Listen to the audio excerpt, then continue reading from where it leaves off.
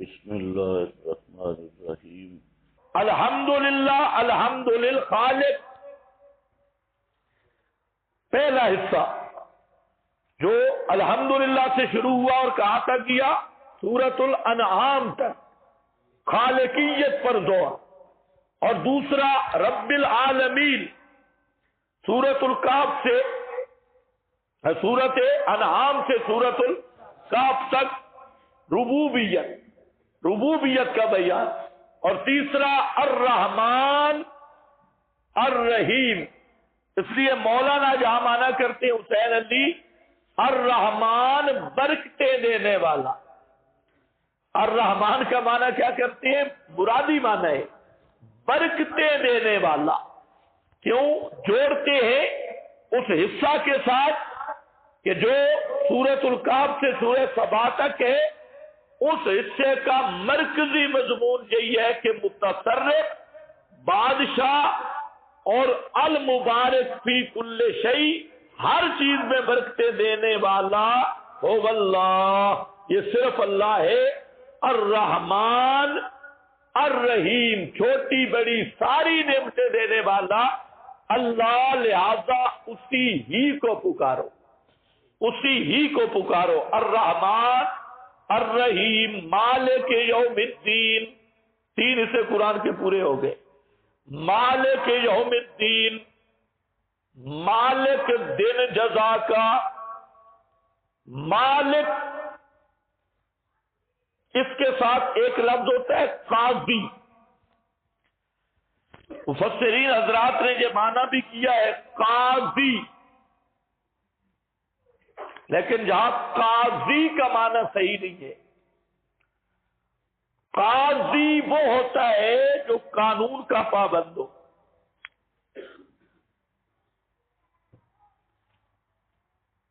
مالک وہ ہے جو کسی قانون کا پابند نہ ہو.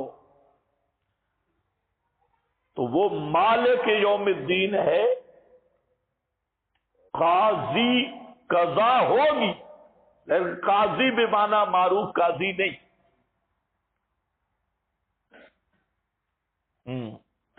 مالک یوم الدین، مالک دن جزا کا. مالک ہے دن جزا کا. دین کے کئی معنی.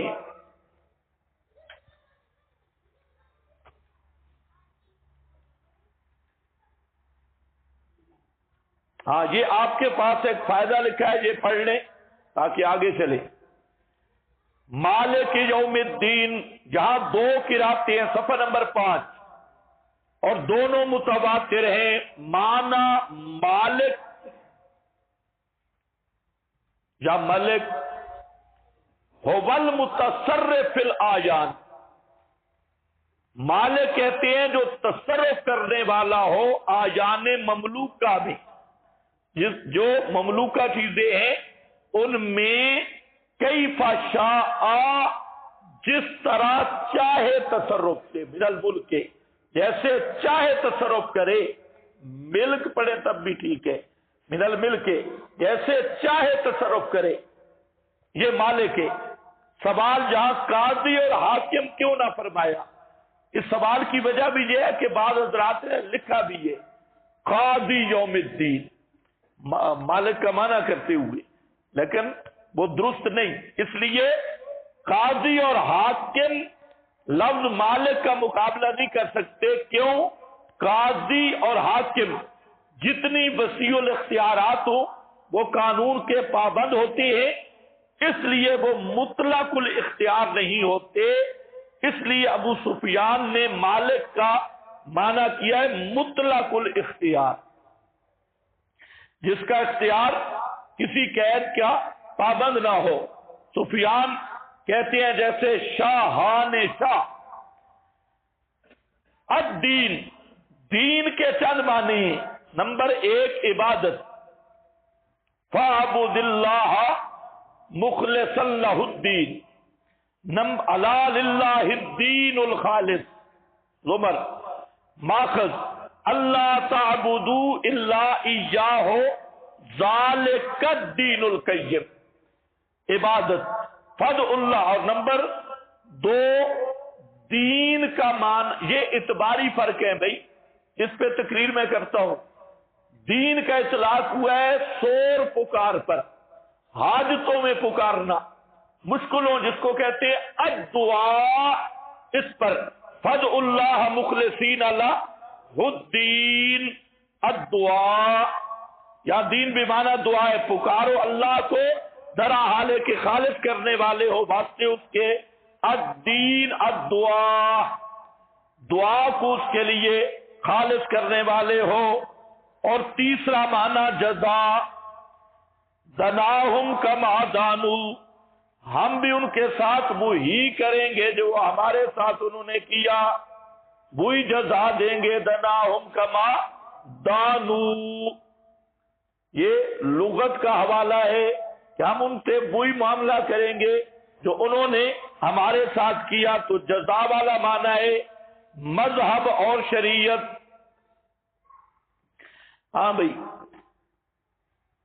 مذہب اور شریعت، من یبتغی غیر الاسلام دینا لکم دینکم ولی دین۔ اب ذرا سمجھو، دین کا اصل معنی دستور الہی، کیا معنی کر رہا ہوں؟ دستور الہی، خدائی دستور۔ لیکن تھوڑا سا ذہن میں رکھنا، دین کا، دین حقیقی کا معنی ہے یہ، اور الہی کا لفظ نکالو تو پھر الدین کا معنی الدستور، ضابطۂ حیات، دستور اور ضابطۂ حیات۔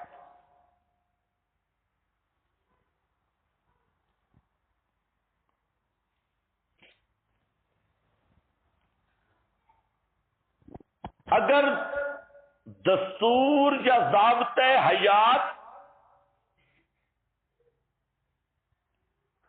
اللہ تعالی کا مقرر کردہ ہے تو وہ دین حق ہے، اور اگر یہی ضابطۂ حیات اور دستور حیات غیر اللہ کا وضع کردہ ہے تو یہ دین طاغوت ہے۔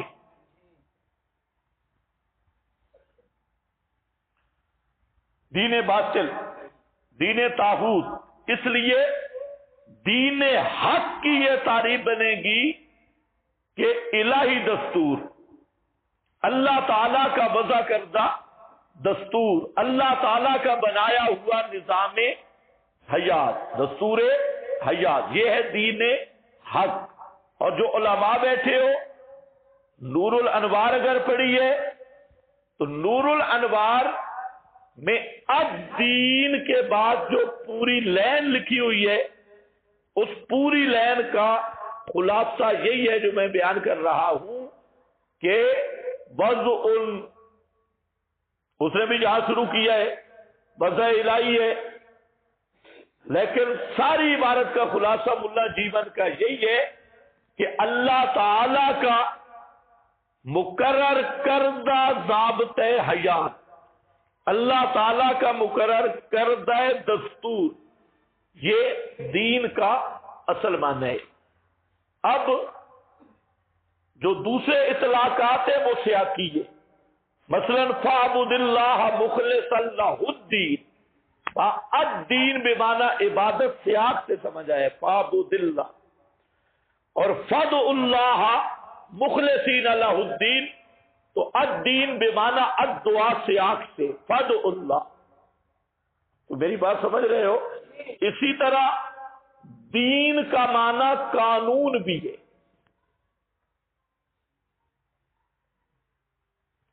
اور وہ جو معنی میں نے کیا نا دستور حیات، ضابطۂ حیات، تو اب فرق تعبیری بنے گا۔ دین کا معنی قانون ہے، کہاں؟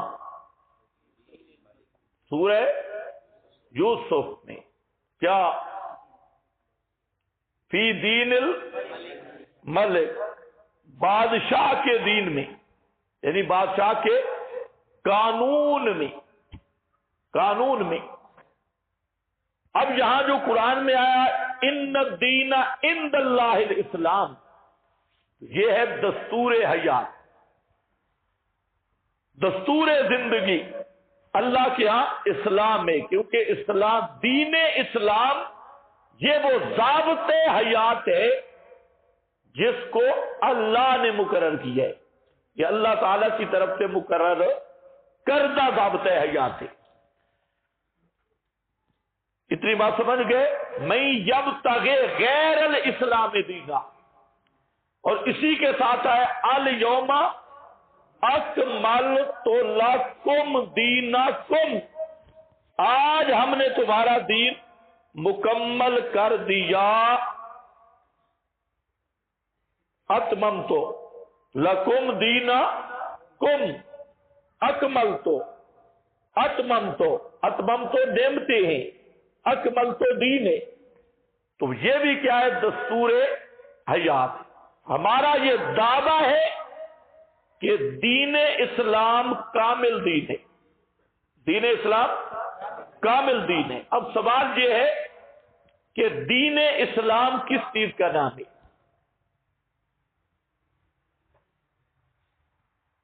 جب کامل دین ہے اس پہ اعتبار ہے، یا کامل نہ مانو، اگر کامل مانو تو پھر کمال میں کیا ہے؟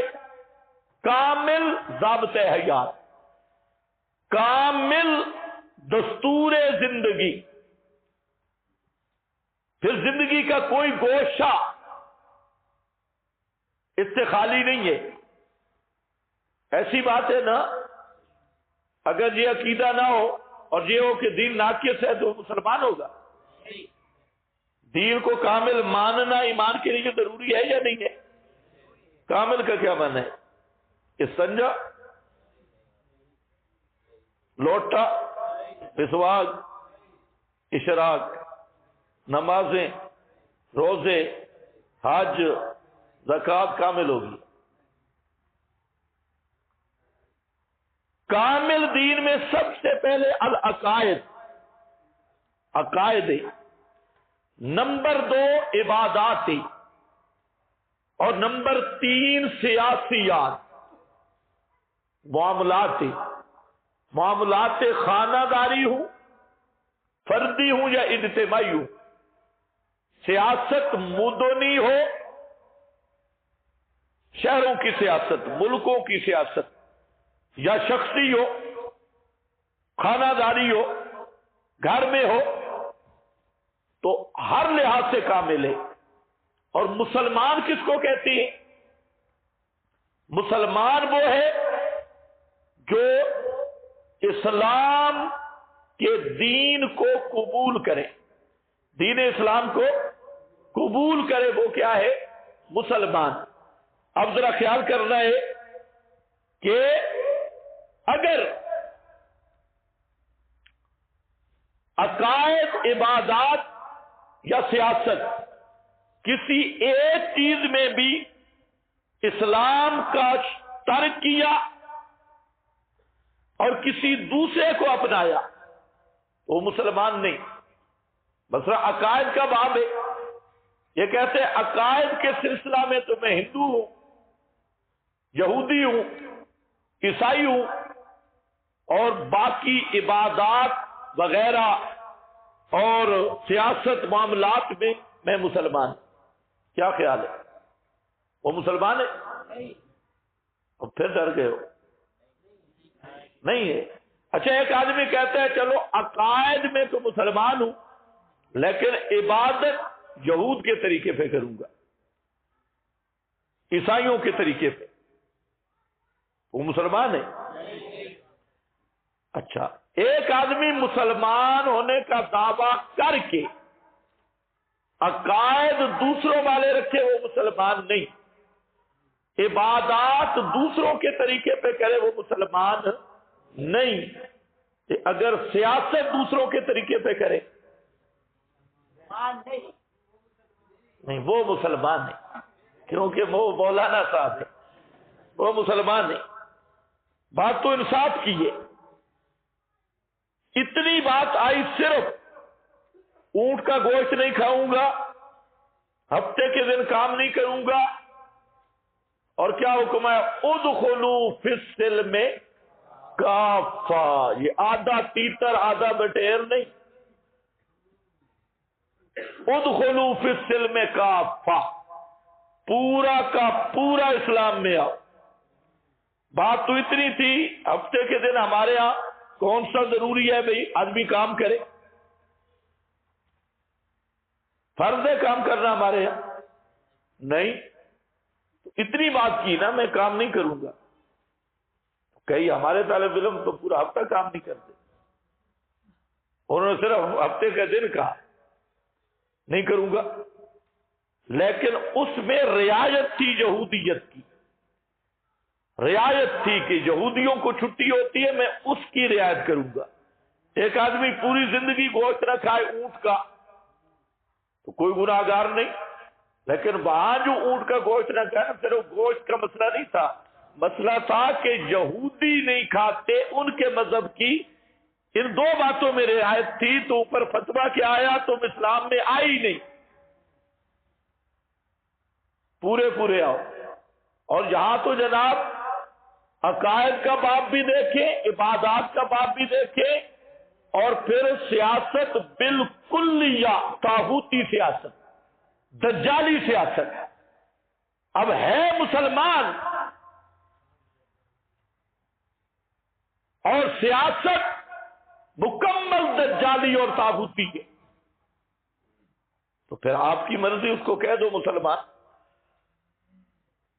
پھر تعویلیں کرتے رہو، یا ایھا الذین آمنوا ادخلوا فی السلم کافہ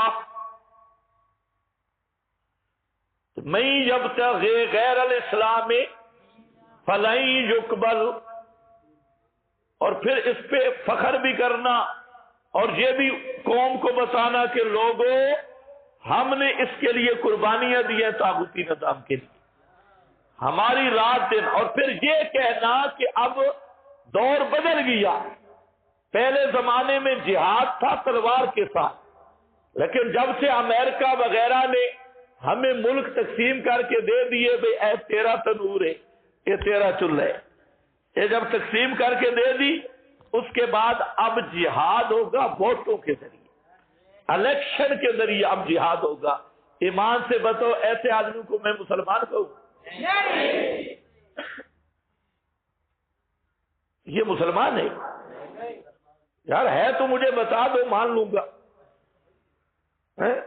اور کہتے ہیں کلاشن رکھوالی پرچی تھمالی، یعنی جہاد سے روکا، اور جہاد کا نعم البدل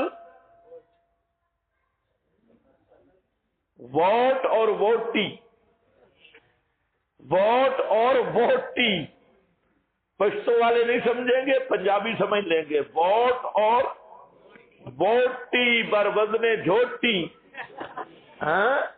ووٹ اور ووٹی یہ کر رہی ہے۔ تو اب کئی بزدل ایسے بھی ہیں، وہ درسگاہوں میں بیٹھ کے کہتے ہیں جی جمہوریت جو ہے نا طاغوتی نظام۔ اچھا، یہ مولانا صاحب یہ ولی اللہ ہے، اس کو کہتے ہیں البول علی القول، جتنی تقریر کی ذہن بنایا کہ جمہوریت کفر ہے جی، طاغوتی نظام ہے جی، فلانا، اور پھر کوئی سوال کرے کہ یہ حضرت صاحب اور حضرات اقداس سب جمہورے ہیں، یہ کیا؟ کہ یہ اولیاء اللہ کی جماعت ہے، یہ شیخ الاسلام ہے، وہ جو ہے وہ وکیل اسلام ہے، اور وہ جو ہے یہ وقت کا شاہ ولی اللہ ہے، ہاں یہ وقت کا شیخ الہند ہے۔ اس کو کہو گدھیا، اب تک تو بک بک کرتا رہا، جمہوریت فلاں حاکمیت توحید، پھر یہ ہون جڑا یہ پیو بن گئی ہے۔ حضرت قاضی عصمت اللہ صاحب رحمت اللہ علیہ یہ ہمارے استاد تھے، اور بہت بڑے متباہر عالم تھے۔ ان کے دو شاگرد دورہ پڑھ کے جا رہے تھے، تو دورہ پڑھتے ہوئے تو ایمان صحیح، اپنی اصل پہ آتا ہے، جذبات پہ، بعد میں کچھ ٹھنڈا پڑ جاتا ہے۔ تو راستے پہ گئے تو رات گزارنی تھی، یہ بیچارے کہیں ٹھہر گئے، تو قدرتی طور پہ ان کی محفل میلاد تھی اور ان کا مولوی بھی نہیں آیا تھا۔ چودھری صاحب ملک صاحب بیٹھے تھے، انہوں نے کہا بھئی یہ کیا مسئلہ ہے؟ انہوں نے کہا بھئی ہمارا مولوی نہیں آیا اور تم کوئی مولوی لگتے ہو، کوئی میلاد پڑھ لو گے، کوئی تقریر سناؤ۔ انہوں نے کہا ٹھیک۔ تو انہوں نے تقریریں کیا کرنی تھی، انہوں نے مسئلہ یہی سیکھا تھا، علم غیب جاننے والا کون ہے؟ صرف اللہ۔ یہ دورے میں رٹا تھا، ایک کھڑا ہو گیا، اس نے کہا قُلْ لَا يَعْلَمُ مَنْ فِي السَّمَاوَاتِ وَالْأَرْضِ الْغَيْبَ إِلَّا اللَّهُ، اس پہ تقریر کی۔ تو آگے کہا جو علم الغیب اللہ کا خاصہ ہے، جو غیر کے لیے علم الغیب مانے وہ کافر ہے۔ آگے چودھری کھڑا ہوا، اس نے کہا اوئے میں مانتا ہوں نبی ولی غیب دان ہے، میں کون ہوں؟ اب وہ طالب علم بیچارہ چپ، کیونکہ روٹی ابھی کھانی تھی، رات بھی گزارنی تھی۔ وہ دوسرا آگے بڑھا، اس نے کہا ہاں چودھری صاحب اب بیان کرو، تو کیا کہتا ہے؟ اس نے کہا میں کہتا ہوں نبی عالم الغیب، اولیاء اللہ، پیر فقیر سب غیب دان ہیں، میں کون ہوں؟ اس نے کہا خیر وہ بھی کافر ہیں کہ اور کون؟ آپ کی خیر ہو، پکا کافر ہے، اور کیا ہے؟ بھائی کوئی مسئلہ بیان کرو، یہ کہ دنانیوں کی طرح لگے ہوئے ہو، یہ کفر ہے، یہ کفر ہے، اور جو اس کفر کا ہیڈ ہو وہ تمہارا باپ ہے۔ کمال ہو گئی۔ پھر یہ پوری تقریر کہاں گئی بھائی؟ پھر یہ شدت کہاں گئی؟ ایک طرف تو اتنی شدت کہ مسئلہ علم غیب بھی فروئی، حاضر ناظر بھی فروئی، سما حیات بھی فروئی، مختار کل بھی فروئی، یہ مسئلے ہیں فروعات، اور اصل مسئلہ ہے حاکمیت والا۔ اور پھر اتنے بے داغ فتوے بلا تنقید اور بغیر اس تبصرے کے فتوے بھی، اس نہج کے جو عدالت میں جائے وہ بھی فلاں، جو کیس میں کرے وہ بھی فلاں، جو بل دے وہ بھی فلاں، اور یہ سارے فتوے لگا لگا کر پھر جب حضرت صاحب کی بات آتی ہے یا حضرات جمعیت علماء مریم کی بات آتی ہے، بھائی یہ کیا ہے؟ تو کہتے ہیں یہ اولیاء اللہ کی جماعت۔ یہ تو اس کو کہو تو تم بھی اتنے سادے ہو، تم بھی سنتے رہتے ہو، ہاں واہ بڑا مسئلہ بیان ہوا ہے، اس نے مسئلے کو ذبح کر دیا ہے، بیان نہیں ہوا۔ تو سمجھ آ رہی ہے کہ نہیں؟ ہاں مسئلہ ذبح ہوا ہے۔ اس کو کہتے ہیں بے غیرتی فی الدعوت۔ یہ دعوت میں غیرت نہیں، بے غیرتی فی الدعوت ہے۔ دعوت کی غیرت یہ ہے کہ جب چھری چل رہی ہے نا، اب جو آگے حلال ہے حرام ہے وہ چھری پیچھے نہیں چلتی، حرام خود حرام ہو جائے گا، حلال حلال ہو جائے گا، ذبح ضرور ہوگا۔ اچھا اب مالک یوم الدین، الدین دستور الہی، دستور الہی جہاں مانا ہے جزا سزا، مالک یوم الدین۔ تین عقیدے بھی آ گئے، توحید، رسالت، قیامت۔ رسالت کہاں آئی؟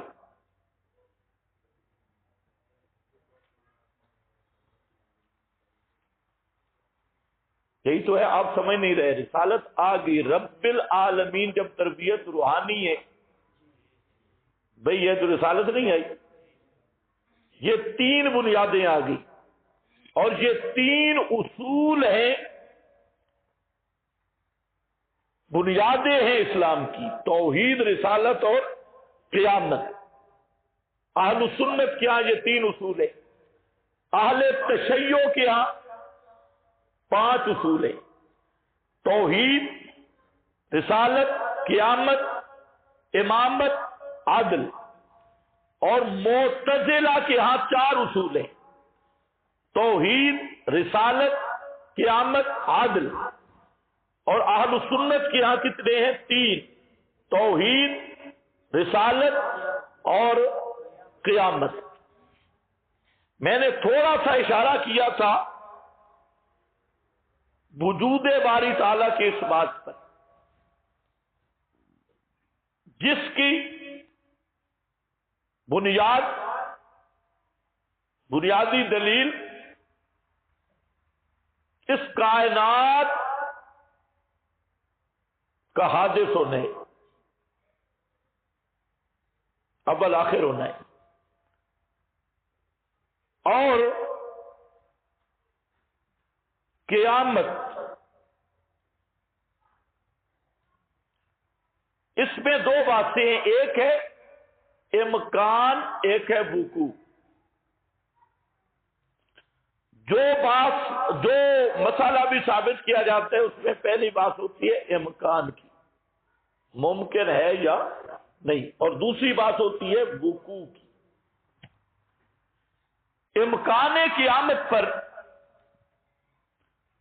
آج جس دور میں ہم ہیں، ایک تو امکان قیامت پر تمہاری شرح قائد اور پرانی باتیں، آج کے دور میں امکان قیامت اظہر من الشمس سے بھی زیادہ واضح. قیامت کس چیز کا نام ہے؟ انسانوں کا زندہ ہونا، دوسری زندگی، اور اعمال کی سزا اور جزا.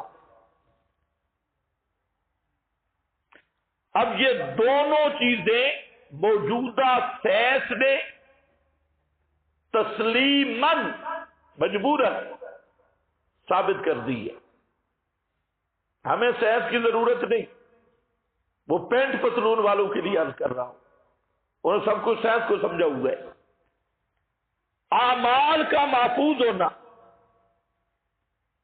یہ ثابت شدہ چیز ہے.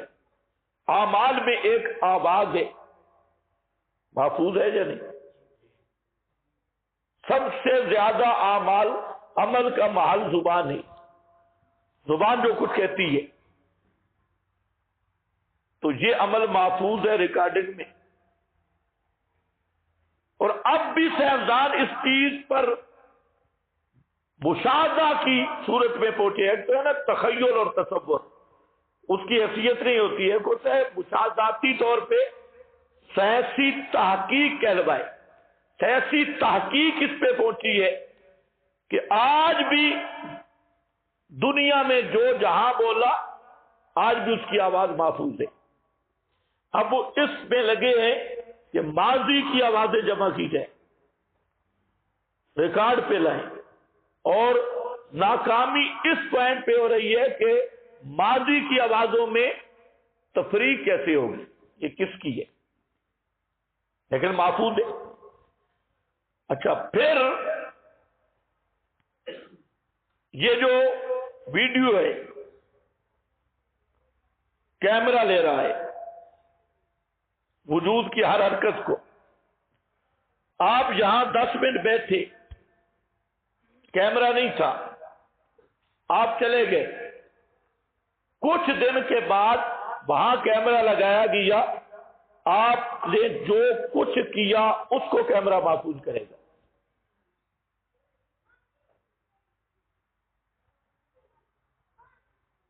اور یہ تحقیق شدہ بات ہے. ایک تو ہے نا کیمرہ سامنے ہے، اب یہ چیزیں بھی ایجاد ہو چکی ہیں کہ آپ مثلا کئی مقامات پہ ایسا ہوتا ہے، واقعہ پہلے ہوتا ہے، اور ایسی آلات ہیں کہ اس جگہ پہ پہنچ کے ساری حرکت نقل وغیرہ وہ بھی قریب کا ہوا ہے، لیکن لمبا عرصہ گزر گیا، ابھی اس پر آلات نہیں بنے، لمبا عرصہ. اور سائنسدانوں کا دعویٰ ہے کہ اس پہ بھی ہم کوشش کر رہے ہیں کہ آج سے 100 سال پہلے، 1500 سال پہلے جہاں یہ واقعہ ہوا تھا اس کا فوٹو آپ کے سامنے آ جائے. یہ اس بات کی دلیل ہے کہ انسان جو بھی عمل کرتا ہے اس کی کاپی موجود ہے. کاپی موجود اب تو واقع ہو چکی ہے، موجود ہے، الفاظ کی بھی، تصویر کی بھی، حرکات اور سکنات کی بھی، اور افعال کی بھی. موجود ہے. اب رہ گیا عدم سے وجود میں آنا. یہ تو بڑی بات ہے. جب ایک دفعہ آ گیا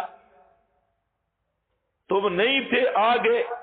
اب یہ کہنا دوبارہ کیسے ہو گیا ہوگا، یہ وہی کہہ سکتا ہے جس کی عقل بالکل نہ ہو. یہ استحالہ تو تب ہوتا نا پہلی دفعہ وجود نہ ہوتا. جب پہلی دفعہ بن گئے، یہ تم نے تسلیم کر دیا کہ تم بیٹھے ہو یا نہیں کیا؟ بھائی تم بیٹھے ہو یا نہیں بیٹھے؟ جس کو یقین ہے وہ بولے. یہ تم ہو یا کوئی اور ہے؟ اپنے آپ کو سوچ لو. یہ تم ہو اور یہی تم نہیں تھے. جس کو یقین ہے کہ میں ہوں وہ بڑا گدھئی ہوگا جو یہ استحالہ پیش کرے جی دوبارہ زندہ کیسے ہوں گا اور الوا پہلی دفعہ کیسے ہوا. اگر اب ہے تو دوبارہ نہیں ہو سکتا. پھر وہ اعمال و افعال و صبر جن کو تم آراز کہتے ہو یا کل آراز، وہ اب تم محسوس کرنے لگے ہو عرصے کے بعد، وہ تمہاری ریکارڈنگ میں آ رہی ہے. تو یہ جوہر کیسے نہیں دوبارہ پیدا ہو سکتا؟ یعنی سائنسی طور پہ بھی قیامت کا صرف امکان نہیں بلکہ وقوع ثابت ہے. اس پر بڑے بڑے سائنسدانوں کی رائے جو اب آ رہی ہے وہ اس پہ متفق ہیں کہ یار کوئی دوسرا قیامت والی بات ہے صحیح، صرف مولویوں کی گپ نہیں ہے. قیامت اور جزا سزا کا کوئی جہان ہے صحیح. اس وقت سب سائنسدان اس طرف. درمیان میں ایک دور ایسا آیا کہ سائنسدان مذہب کو دیہاتیوں کی گپ کہتے تھے. تسلی. اب تینوں چیزیں توحید، رسالت، قیامت، تینوں چیزیں موجودہ سائنس سے بھی ثابت ہو چکی ہے. یہ جو عمل اشراق ہے، اشراقی اب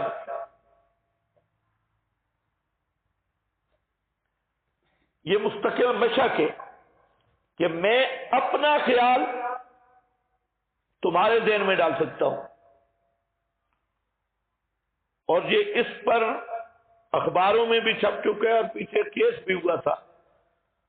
یہ جو ٹی وی اسٹیشن کا واقعہ پیش آیا، اس یہ ماہر تھا اشراقی، اس نے اپنے دفتر میں بیٹھ کے وہ جو خبریں سنا رہی تھی تو اس کے ذہن میں اپنی ایک چیز ڈالی. یہ عملی مشق ہے، عملی اشراق جو آپ نے شراکات وغیرہ میں پڑھا ہے کہ ایک مشرق میں اور دوسرا مغرب میں مناظرہ ہو رہا ہے اشراقیوں کا. اور اب یہ چیز سائنس کے مشاہدہ تن یہ چیز آ گئی. اس پہ کیس بھی ہوا تھا اور سائنس اس بات پہ متفق ہے کہ ایک مشق کر کر کے جو میرا خیال ہے میں آپ کے ذہن میں ڈال سکتا ہوں. اور یہ جو صوفی ٹھگتے ہیں پیر شیر، وہ ان کے پیر کے نظیر ان میں بھی یہ ہوتا ہے، یہ عمل اشراق کی. تو یہ اشراق. تو اب ایک انسان مشق کر کے اپنا تصور دوسرے کے ذہن میں ڈال سکتا ہے، تو کیا یہ وحی کی نظیر نہیں بن سکتا؟ بھائی ان پہ وحی آ رہی ہے، ہمیں پتہ کوئی نہیں، اور تم بھی اتنا تو مان گئے انسانی تخیل ادھر منتقل ہو رہا ہے. تو اللہ تعالیٰ سے یہ بعید ہے کہ وہ اپنا پیغام فرشتہ کے ذریعے پیغمبر تک پہنچا دیں. تو وحی کا ثبوت بھی مشاہداتی طریقے پہ بھی ہو چکا ہے. اور پھر ربط بھی ہے. پہلا مسئلہ تو سوال ہے کہ یہ کائنات بنی بھی ہے یا نہیں.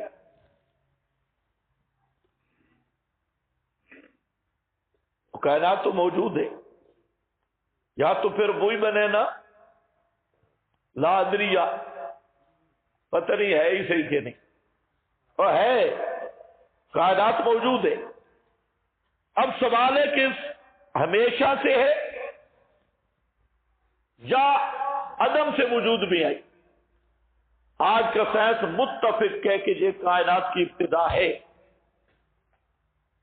یہ میں اس لیے کہہ رہا ہوں، مجھے اس سال بہت سارے کم از کم 25 سے زائد ایسے آدمی ملے مختلف جگہ پہ جو قطعی طور پہ داریہ تھے، ملحد تھے،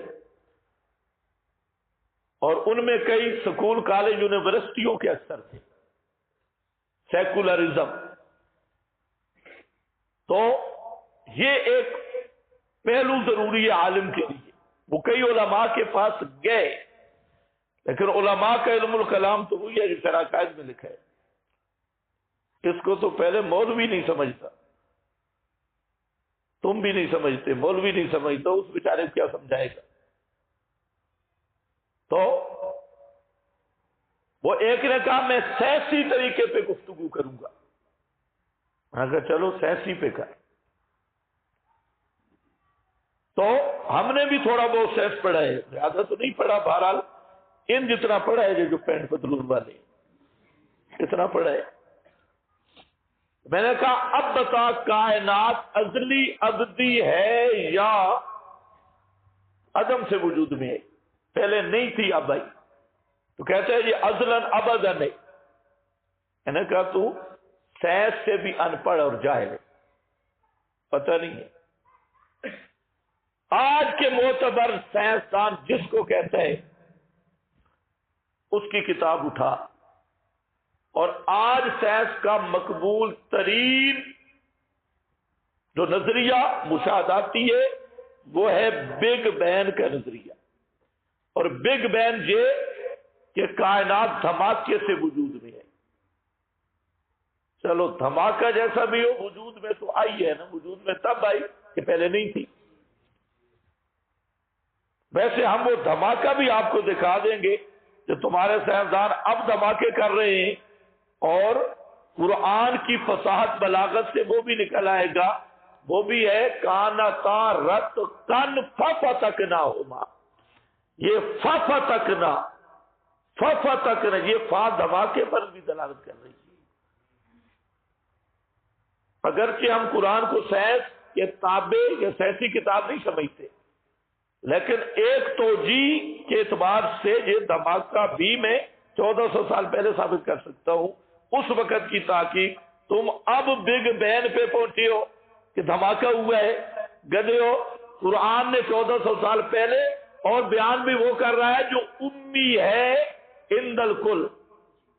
سب ان کو عرب کا امی کہتی ہیں، اور وہ کہتے ہیں کانتا رت کن ففتکناہما. خیر کائنات بن گئی، اب ختم ہوگی یا نہیں ان کو نہیں پتا. میں کہتا ہوں سائنسدان جو مشاہدے کی باتیں ختم ہوگی سیاسی لحاظ سے. کیوں کہ سائنسدان اس امر پہ متفق ہے کہ یہ کائنات پھیل رہی ہے، دھماکے سے جدا ہوئی اور پھیل رہی ہے. پھیلا ہوا ہے، اب بھی پھیل رہی ہے، اس وقت بھی. اور جو پھیل رہی ہے ایک دوسرا سائنس اس پہ متفق ہے، اس کی گیس سے انرجی ختم ہو رہی ہے. کائنات پھیل رہی ہے اور گیس سے انرجی وہ ختم ہو رہی ہے، ذخائر ختم ہو رہے ہیں. جب ادھر ختم ادھر پھیل رہی ہے تو اس کا مطلب یہ ہے کہ یہ ختم ہوگی. جیسے اس کی ابتدا ہے اس کی انتہا بھی ہے. جامد یا ساکت نہیں، ادھر بھی حرکت ہے ادھر بھی حرکت ہے، پھیلنے میں بھی حرکت ہے سکڑنے میں بھی حرکت ہے. اسی کو تمہارے متکلمین تغیر سے تعبیر کرتے ہیں. کلو حادث، یہ پرانی اصطلاحیں ہیں. پھیل رہی ہے کائنات. اب یہ جب ثابت ہو گیا کہ کائنات میں پھیلا ہوئے، اب سوال ہے کہ کائنات نہیں تھی، بنائی گئی، پھر ختم ہو جائے گی. تو اس کا کوئی بنانے والا ہے یا خود بخود بنی؟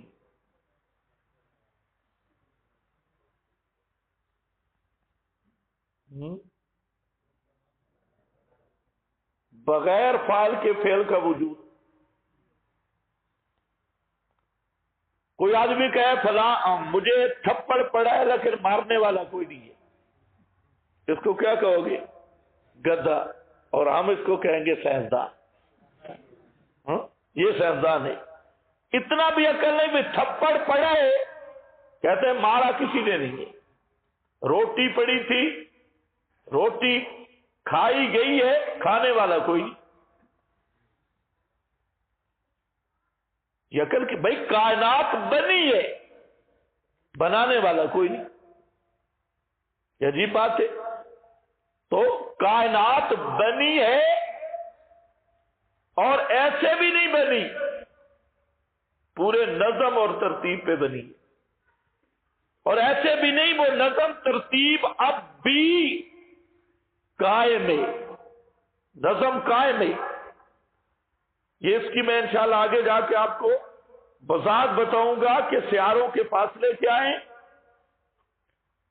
رفتار کیا ہے، کہکشائیں ایک دوسرے میں داخل کیسے ہو رہی ہے، نکل کیسے رہی ہے.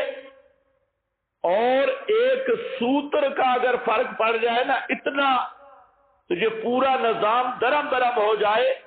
لیکن محور میں ایک ذرے کا فرق بھی نہیں آ رہا، اور رفتار کس رفتار سے یہ کائنات چل رہی ہے یہ پتہ چل جائے تو پھر کوئی تھوڑی سی عقل والا بھی، عقل نہ بھی ہونا تو وجود باری کا مسئلہ فطرت کا مسئلہ ہے. اچھا، جب اللہ ہے اور کائنات کی صنعت بتاتی ہے کہ جس نے بنایا بڑا حکیم ہے، کیسی حکمت ہے. صرف یہ آج کوئی ہمت کر کے اس طرح پھیر دے ان جگہوں بمیں، اور زہر کے بعد سب کے سامنے ہے تو بال ہی نا، پھر پتہ چلے گا بھئی اس میں کوئی حکمت ہے یا باندر کا بچہ ہے. مونچھوں کی، اور یہ جگہ اگر خالی نہ ہو، ناک کو کس ترتیب پہ رکھا، پھر انسانوں کی، پھر جانوروں کی، پھر پوری کائنات کا نظم بتاتا ہے کہ ناظم حکیم ہے. اچھا، بنایا ایسے بنا دیا، یہ بھی عقل کی، ایسے بنا دیا، کوئی مقصد شخص نہیں ہے. اس لیے بنایا کہ ادھر جو بائیڈن پڑ جائے ادھر پیوٹن پڑ جائے، ادھر یہ اس سے لڑے وہ اس سے لڑے. کچھ کو عقل نہیں دیا، رزق دے دیا. کچھ کو عقل دیا اور بھوکا مارا. کوئی ظالم ہے، کوئی مظلوم ہے، کوئی خوش ہے، کوئی ناخوش ہے. تو اگر ناظم کی حکمت ثابت ہے اور یہ جہان بنا ہے پھر ختم ہو جائے گا، یہ اس کی حکمت کے موافق ہے. بھائی آپ کو عقل ملا ہے کہ نہیں؟ اچھا، آپ کو جتنی سمجھ ملی ہے، آپ کو بنانے والے کی اتنی حکمت نہیں ہے. آپ تو اتنے سمجھدار ہیں، اور جس نے آپ کو سمجھ دی ہے اتنی بھی نہیں. اتنا تو ہماری حکمت اور عقل بھی جانتا ہے کہ کائنات اگر یہ بنی، کھائے پیے مر جائے، اختتام ہو جائے، تو یہ تو اس حکیم کی حکمت کے سری خلاف ہے، بلکہ یہ تو ظلم ہے. تو یہ کائنات با مقصد تب بنتی ہے کہ قیامت کا وجود مانا جائے، دوسرا جہان مانا جائے کہ جس میں جزا اور سزا کا قانون ہو، ظالم مظلوم کا بدلہ ہو، عدل اور انصاف کی بات ہو. اگر کائنات دوسرا نظام نہ مانا جائے، دوسرا جہان نہ مانا جائے، تو اس کائنات کا وجود ہی کے انکار کے مترادف ہے. جو آدمی قیامت کا منکر ہے وہ یوں سمجھ رہا ہے کہ یہ کائنات ہے ہی نہیں، یہ سب چیزیں کوئی بھی نہیں. اگر کائنات کا وجود بدی اور مشاہد ہے تو پھر قیامت کا آنا بھی ضروری ہے. کوئی سمجھ رہی آپ کو؟ اب تینوں چیزیں ترتیب کے ساتھ آ گئی. الحمدللہ الحمد للخالق،